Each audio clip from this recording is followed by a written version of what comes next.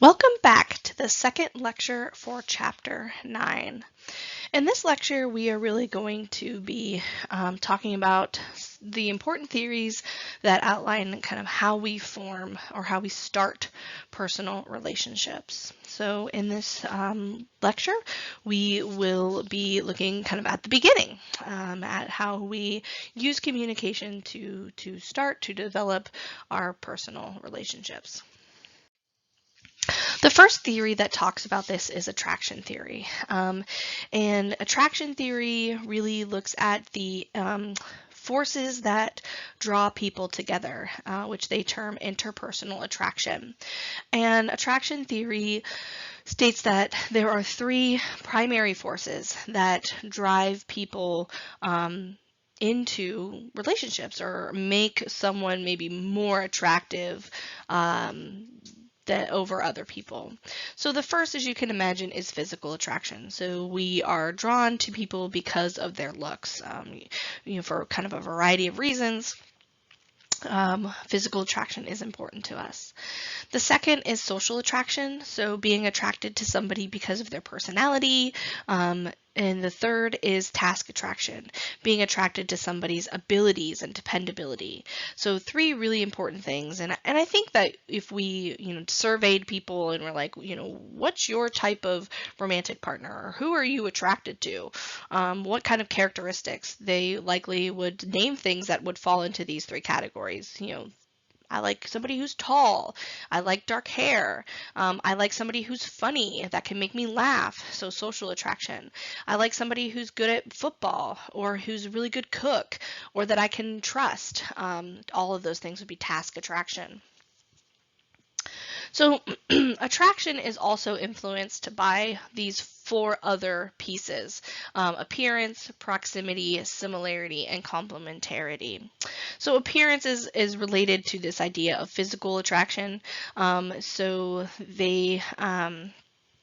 know that a person's appearance can be subjective, right? So whether or not somebody looks attractive, so we could take kind of a random person and ask 100 people, is this person attractive? And we would get a variety of answers, right? Because kind of what I think is attractive in a person is going to be different than what maybe each of you would say. So attractiveness, what we find attractive on a kind of this physical like appearance, is fairly subjective.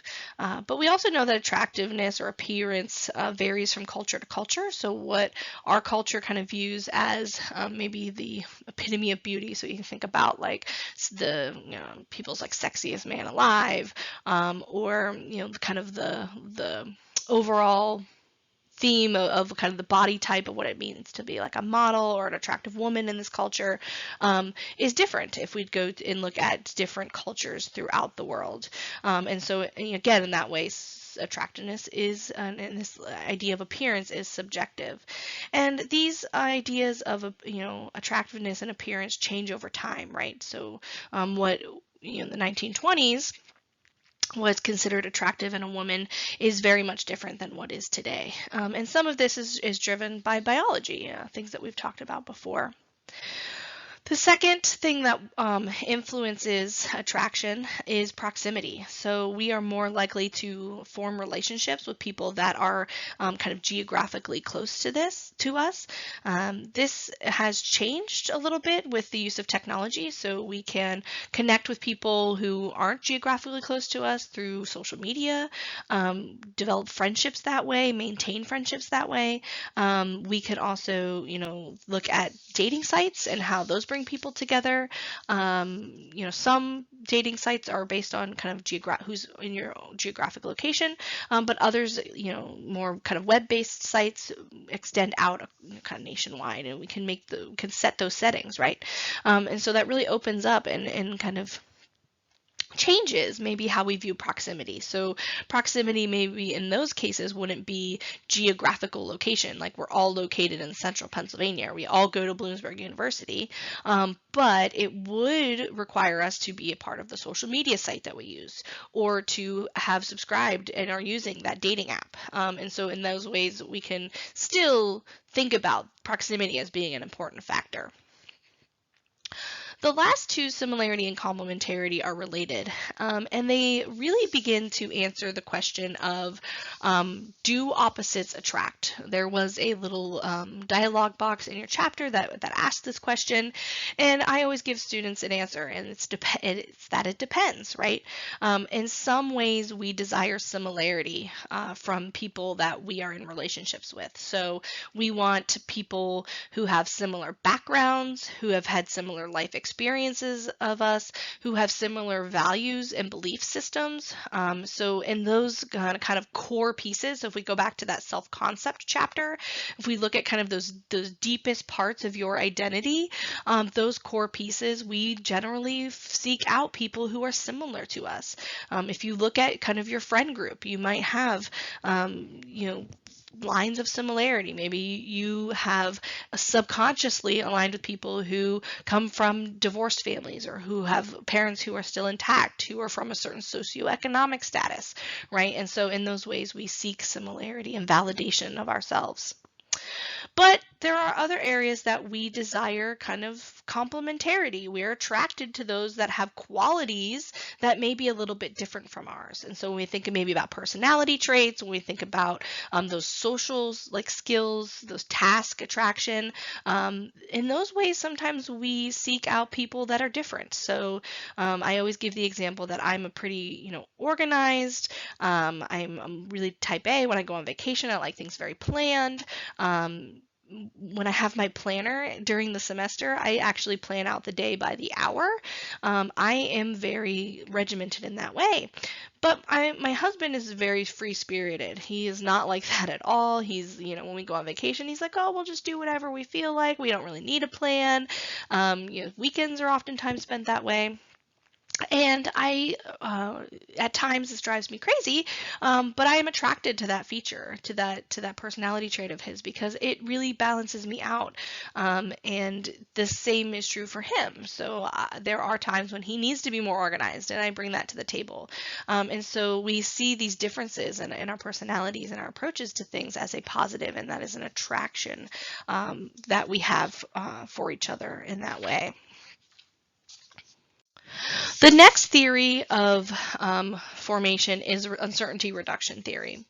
And uncertainty reduction theory suggests that we find uncertainty in our lives in general unpleasant, and so we're motivated to reduce that uncertainty.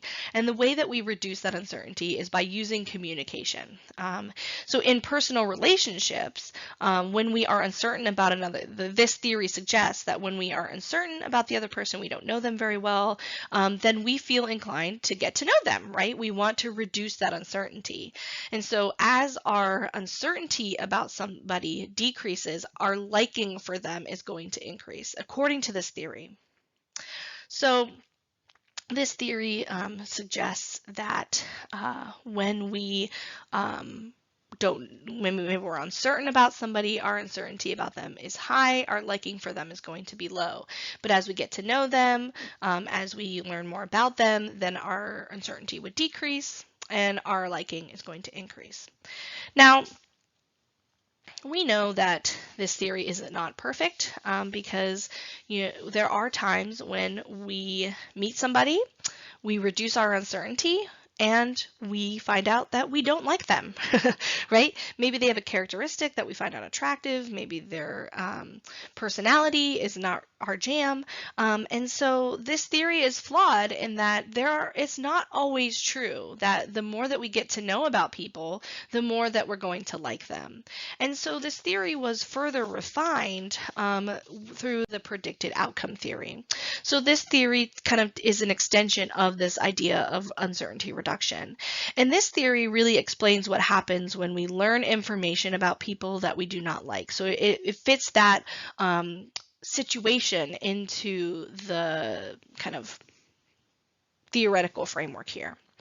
So this theory really focuses on kind of the first interaction. We don't know much about the person. We meet them for the first time. We have that kind of initial small talk conversation, and we judge our first interactions. You may have heard the old adage that first impressions are the most important, or you can never change your first impression. And so that kind of plays on that here as well.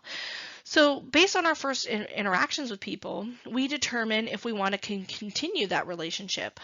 So we ask ourselves the question, did we like what we learned?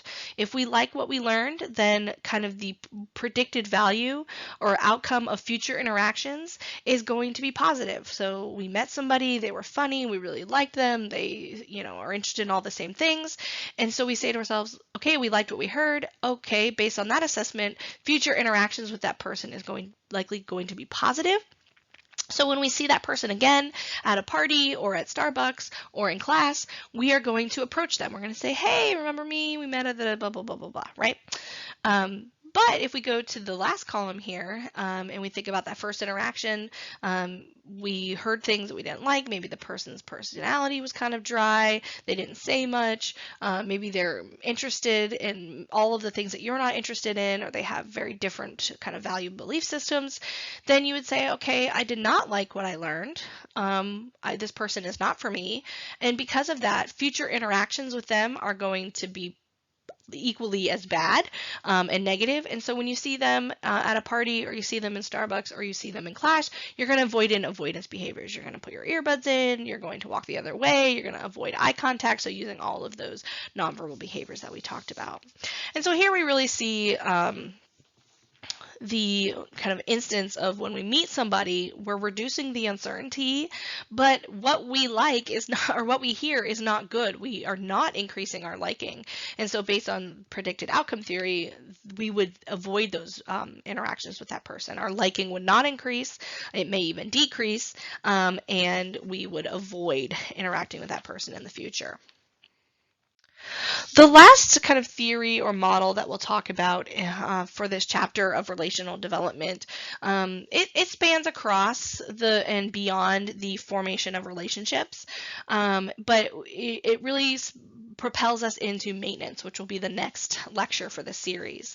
And so this is the stages of relational development. These are kind of the general stages. We'll talk about stages of friendship development, and so later on in chapter 10.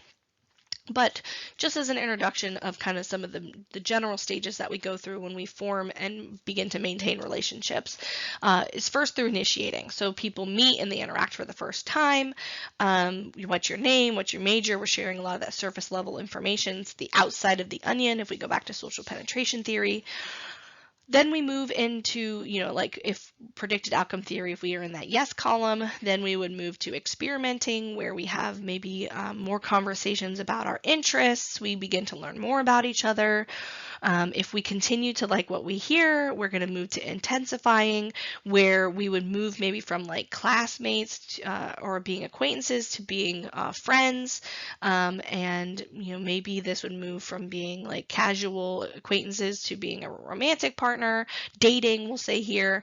And so we would maybe meet up outside of the place where we interacted. Oftentimes I use the classroom example here. If you met people in class, you kind of really liked what you hear, you really enjoy interacting with them in class, you might ask them to go out for a drink, or you might ask them to go study with you in the library or whatever.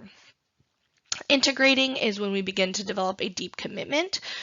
So maybe your relationship becomes exclusive. If it's a romantic relationship, perhaps you form a deep personal bond with a friend. They become like your best friend, your person. And then thinking about maybe romantic relationships, you might publicly announce your commitment. So this would be marriage, this could be moving in, this could be engagement. So really getting to that high level of bonding when we think about this kind of stages of romantic relationship development. So that covers how we form personal relationships. We'll talk in the next lecture about how we maintain those relationships.